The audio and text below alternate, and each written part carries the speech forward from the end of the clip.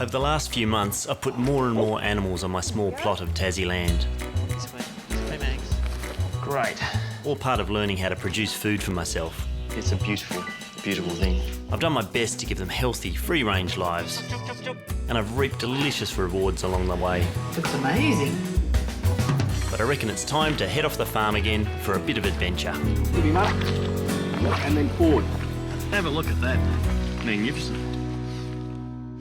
My name is Matthew Evans. I was Sydney's most feared food critic. Now, I've given up city life and moved here to country Tasmania. I've always dreamed of producing my own food so I can know and trust what I eat. The only problem is, I don't know how to chop wood, I don't know anything about growing plants, and I have absolutely no idea about rearing animals. But I do know how to eat. Everything else I'll have to learn from scratch. How hard can it be?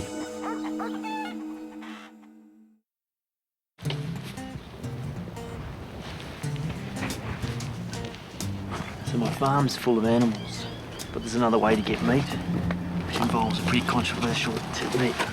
Ross is taking us feral deer hunting.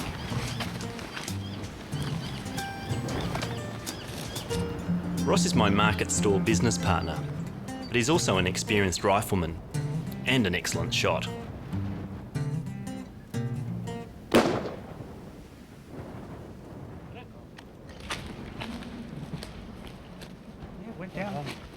There we go. It might seem brutal, but wild deer are a pest in Tasmania, and some properties, like this one, invite licensed hunters to help keep numbers down. Disengaged. I'm not sure that I'd want to do that very often, but the reality is that if we want to eat meat, an animal has to die.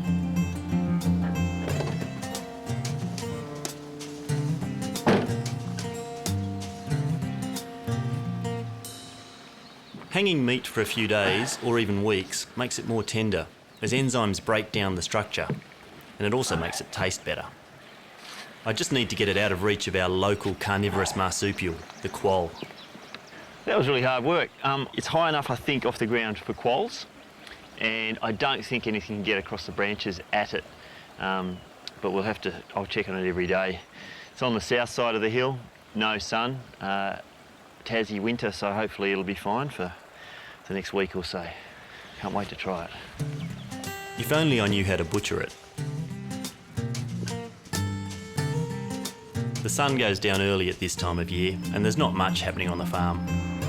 So my mate Nick, the cheesemaker, has invited us to meet him in Hobart for a wee tipple. The Lark Distillery is a Tasmanian institution and known around the world for its single malt whisky, which founder Bill Lark has been making since 1989. And you look like you need something to warm you up, and I've got just the thing for you. I better pour a dram that'll fix you up. Thank you. This has come from an old port barrel, so it's got the richness. The port barrel was shaved and then recharred. Beautiful French oak, so you're getting some of that lovely oak tannin.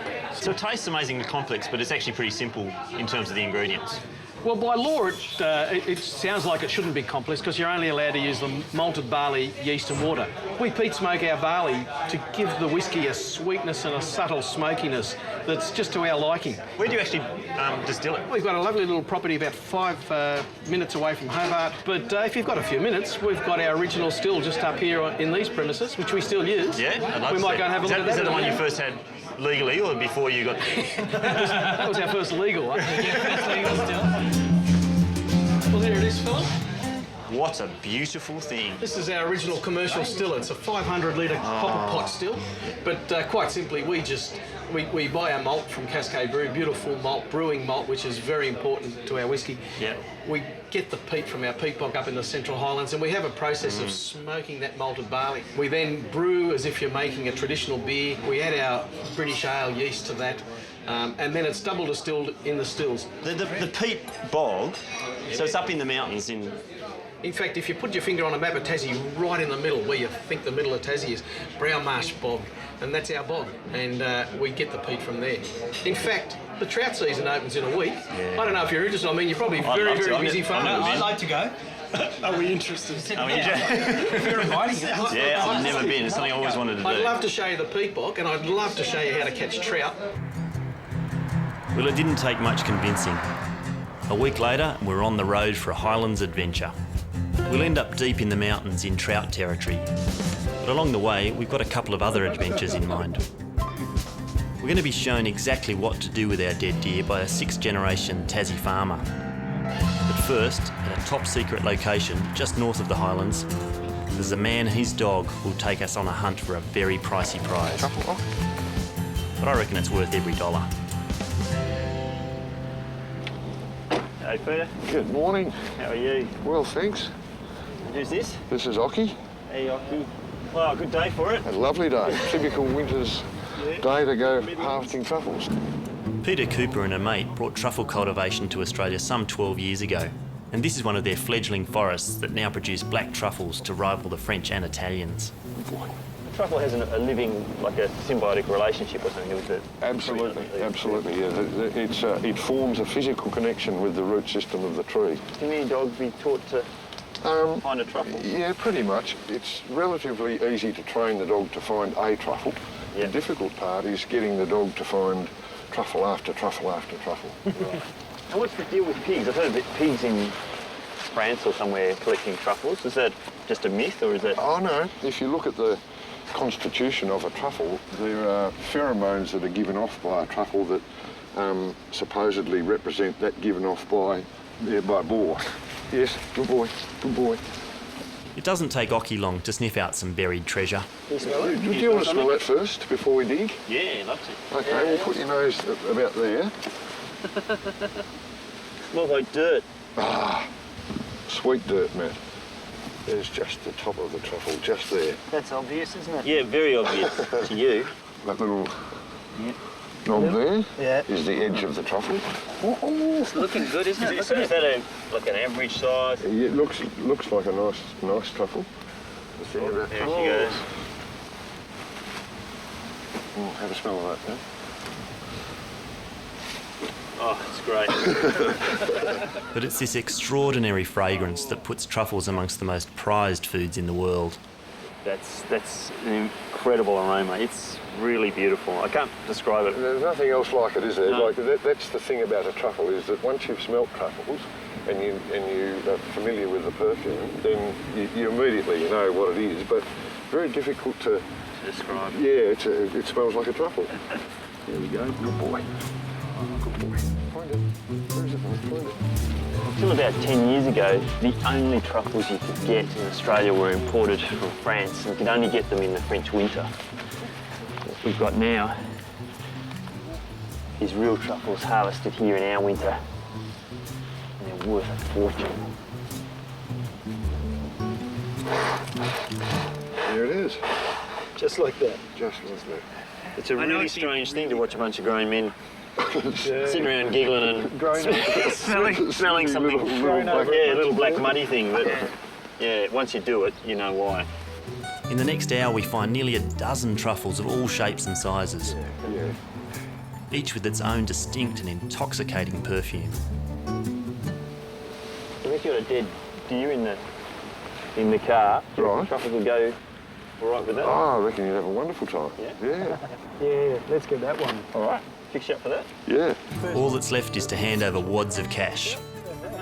At about $150 a piece, it's a very expensive habit. No, I'll hold it. With the truffle aroma safe and sound, we're heading south to the Central Highlands, where in not so sunny Bothwell, we'll meet a 6th generation Tasmanian. John Bignell has been farming deer for 20 years, so he should know exactly what to do with our beast.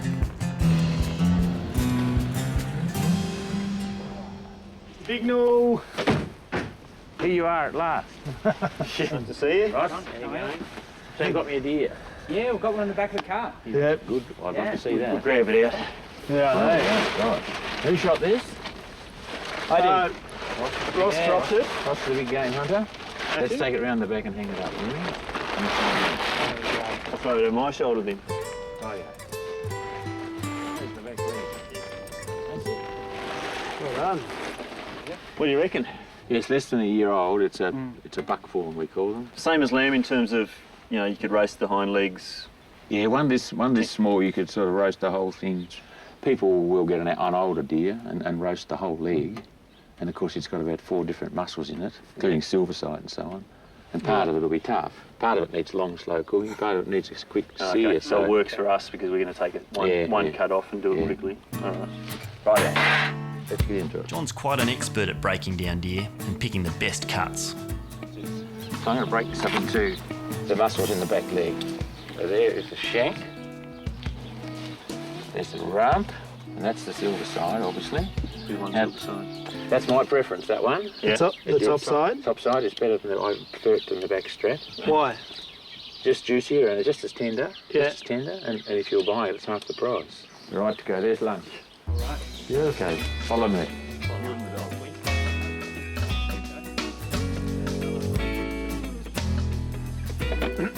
Righto, we need a fire first. Could use the flamethrower technique. Here we go. Oh yeah, that'll go now. Where's the horseradish? Up into the shearing shed. Let's go and get that. John's horseradish should be a good match for the venison, We'll get that. but I'm worried it could clash with my truffle, which will need a little cleaning up before it goes anywhere near the meat. A good scrub, and then we can shave it over the top of the venison. Looks like a good one. I think the slugs like the best ones. Could you get a bigger toothbrush? You seen one of those before? No, I haven't. No. Wow. Truffle. That's strange, isn't it? I love it. It's so primeval. The best description I've ever heard is it's a mixture of earth and death and sex all rolled into one. So it's kind of probably the sexiest thing ever is smelling a truffle. Yeah. Sweet spot. We warm up. That sounds good to me. Sounds good? Yeah. So the secret is it should go... If it doesn't go, it's probably not hot enough. Lean venison like this is best served rare and doesn't need long on the hot plate. Do you want to be the boss of this, John? Or are you going to tell me when I'm ready? Yeah, let's have a look on the one. On this one? First one. Whoa. Heavy. Looks great. So you can imagine if you had a huge piece of meat, something this hot, you're going to be burnt on the outside by the time it's warm in the middle. Horseradish is a pretty strong flavour to pair with truffles. How do you reckon it'll go? No idea. We're going to Not find out. terrible. Yeah, right. They're the 2 local ingredients we managed to get hold of, so... Why don't we do horseradish on these and truffle on the backstrap? Yeah, that's the one. All right. Beautiful. A minute to rest, a drizzle of oil, and we're ready to go. The truffle has turned great venison into an unforgettable meal, It's a very expensive truffle slicer. and a splash of local Shiraz should wash it down nicely. You get the flavour of the venison first and then the truffle Follows. in the back of your throat. It's so... It's almost armpity. But for the final word, let's ask the expert. Was this a good one? Have we done Yeah, the that's as good as it gets. Yeah. As good as it gets? Yes. And what about with tender. with the truffle? Fantastic. Well, I've never had truffle before in my life. Oh, you haven't? Is it any good or is it overrated? Yeah, no. Unusual is the word, isn't it? In a good way? In a sort of a sexy way. Horseradish is great. Well, yeah, we can do you a price. Straight swap. Yep, now. Truffle and fresh horseradish on venison is not a bad start to our Highlands adventure, but the afternoon holds an even earthier flavour still. And there's naught earthier than a peat bog deep in the mountains, which is where we'll find Bill Lark. Peat is ancient, slow-decaying plant matter. It's probably been gathering here for thousands of years, and apparently it's just what Bill needs to flavour his whiskey. G'day. Ah, g'day, Nick. Hello. About time you got here, mate. Nice to see you. Yeah, good to see you. This is incredible. Look at you. Matthew. You dressed for the weather? I'm here uniquely, mate. This is what a peat bog looks like. Pretty amazing. Yeah, this is it. This is the thing that surprises everybody, but it's very important to me, Matthew. This is what I need for the whiskey. This is how I can get the sweetness and the smokiness into the whiskey. Traditionally, they used to dry the green barley over a peat fire in Scotland because that was their only fuel source. So what we've done is we get our malt and we've developed a technique for actually dampening it down and drying it again using this very peat. So how big? 72 hectares in all. And don't ask me how deep because I'm not real sure, but I think it goes down a fair way. Yeah. And this is enough peat to last you for a couple of years? This will last me about 5,000 to 10,000 years, conservatively. You're lucky today it's really quite soft and not too hard for you, Matthew. But the art is just to work your way along the face, dig the spade in, bring it up underneath the peat, and don't do what I'm about to do and drop it. Oh, there we go. Oh, you got it. Lovely bit of peat. So what I don't get is how are we going to burn something That looks like that's wet. completely soaked in water? Yeah, that's a good question. No, it will dry out a little bit, and what we don't want is for it to burn fiercely. We just want a nice, delicate, slow heat. We just want to impart some sweetness So it's into like it. wetting sawdust. That's I've heard it. of doing that when you smoke. Yep, We same need to do that. same thing. Well, let's grab a couple of pieces. Yep, It smells really mossy, doesn't it? that bit does, yeah. Smells like a hobbit.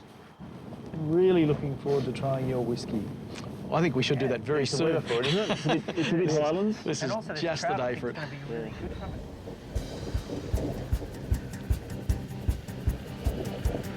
The weather's not getting any better, so it's off to the lakeside shack for a little more medicinal whiskey to insulate us through the cold Highlands night.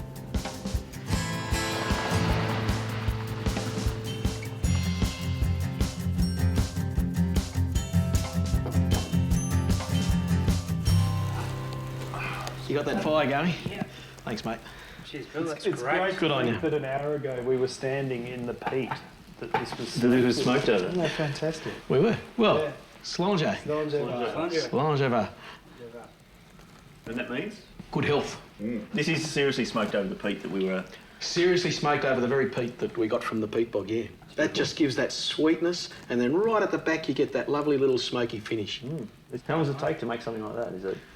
You really wouldn't want to leave this any longer in these small casks than 5.5 years.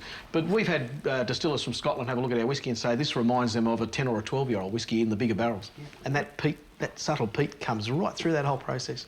But it's fantastic to be sitting around a fire up at the lakes. I was dreaming of this when we were up in the Peat Bog, I've got to be honest. Here's to you. Well, thank you very much. Thank And you. here's to you fellas for coming up and Very good helping job. out. And Cheers, mate. Cheers. as they say, tight lines tomorrow.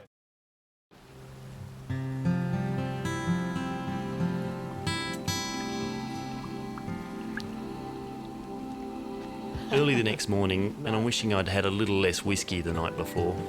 It's a fairly bleak, cold, rainy morning. Gorgeous, but I'm not sure if we'll get fish. We'll give it a go. Bill's been fishing this lake for years, so with a bit of luck, hopefully his expertise will rub off. G'day, Nick. How you going, mate? That's an awesome looking bunch of fellas you've got with you today, Bill. Yeah, no, Mark's a mate of mine, and for those who might not have recognised it yet, Mark's actually a gun fisherman. He's the bloke most likely to catch a fish. You have surprised me. I thought I'd be the only one out here this morning. All right, fellas, well, Nick's out fishing, and we might just leave him quietly at it for the moment, but we'll get started. With sunglasses on for safety, a quick casting lesson is in order before I'm set loose on the lake's trout using a woolly bugger as bait. Let's just get used to the action of casting, and it's bringing the rod up to about 12 o'clock straight above you, waiting for a fraction of a second till the line goes back. Try and keep him up, and then forward. Up, wait, forward. Time to put theory into practice.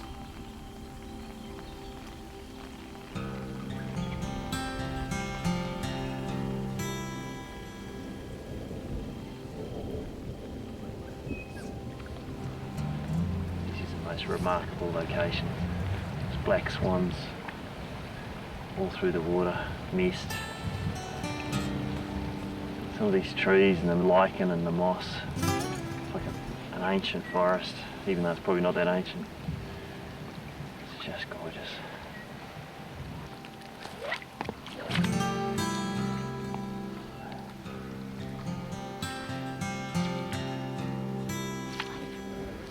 How you going, Nick?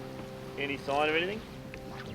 No, but it's pretty beautiful just being here. It's good, isn't it? But almost doesn't matter if we don't catch one. Almost. We're out of luck today. The fish must be in deeper waters. But I wouldn't swap the experience for quids. Okay, so you got all the fish on your back? Yeah, about as many as you got, I reckon. That was well- brilliant, apart from the lack of fish. Well, just in case, and I had kind of anticipated we might have had just the day we did, I actually snuck a little fish back at the shack that we might put on that peat Oh, smoker. fantastic. One you caught before, or? We found one that fell off the back of a truck. That sounds good. Here's a little fish that I prepared earlier. You only got the smallest of the ones I caught, I think. Yeah, this is just a tiddler, but this is a rainbow trout, and this will just smoke up beautifully. Because we've got the smoker going out here, I think to get the best out of this fish, I think we should fillet it. Ross, they tell me you're a bit of a dab hand with a boning knife. Okay, I'll give it a go. So while Ross gets to filleting, it's time to turn the heat up on the smoker. This is some of that peat you dug. Oh, look at that. Look at that. Beautiful smoke. That's sweet. It's almost spicy. This smells like my childhood. I haven't smelt this smell since I was in Ireland. Like I can actually see the place we stayed and the horse and cart that was digging peat, because they used to cook on peat there. It's so rich. It smells a bit like pipe tobacco. Smoked fish is usually cured first, and Bill's using brown sugar and his own pepperberry liqueur. Hey, we need some for the fish. Yeah, tell me about it. These pepperberries, they're a little bush that grow around up in the Highlands here. They've got a little berry that's a dark aubergine colour. When you distill it, that just produces what we call a spirit of warmth and spice, and that tang of the chili hot pepper. Cool. I think we better just Get the fish on. salute the fish and then get it on quickly. Yeah. How's that? Should we get this on? Does this whole thing go in? Yeah, that whole thing, we can just slip that straight in. Did you get your fingers caught in the sides? Yeah. If you right. smoke your fingers, let me know. Yep. You see how well that's smoking? That's just fantastic. And how long have we got now? We've probably got another 2 or 3 drinks. Oh, about 20 minutes should do. 20 minutes. Just nicely. Yeah, it's looking good. Oh, wow. Have a look at that. You right? Magnificent. You got the spatula. There you go, mate. That smells beautiful. And you know what I've got? Oh, this is from your truffle. From our truffle forage. Yeah. Sneaky. Yeah. I'm going to go make a truffle butter. And I'll dig that up when no one was looking. Truffles and fish don't usually go together, but I'd like to give it a go. I've actually got some of my own butter, and I want to make a little truffle butter. And I'm really interested to see what it's like with trout. So it's just a matter of getting as much aroma and beautiful flavour out of the truffle as possible. Wow. Oh, this one's for me. Just try to lift the aroma a bit. You have quite enough butter to really make it decadent. This is your first truffle. First truffle. First truffle. New experiences for everybody. Right. The smoke That's amazing, just comes through without dominating it. doesn't it? I was thinking that long in the smoke is going to be really strong, but It's not. That's a good thing about remarkably peat. no. That's beautiful. It's a little bit like what we try to do with our whiskey, get that balance of all those components. Yeah. The wood, Yeah. the malt, the peat, and it's happening here with this. One of the things I wanted to do when I moved to Tassie was eat and drink stuff that was produced by myself or people who I met or knew. And this meal is pretty much spot on the money. The butter I've used is from my Jersey cow. The truffles from up north where we were foraging for truffles. The fish is almost caught by one of us and smoked by you. And no fish, but doesn't really matter. I loved it. I love being out there. Yeah. I thought it was an excuse to stand in a stunning location, really. We'll have to invite ourselves back, I think. I think you're welcome back any time. Thank you. Oh, it looks like the sun's come out. Yeah, we'll need that sunscreen any minute. Yep.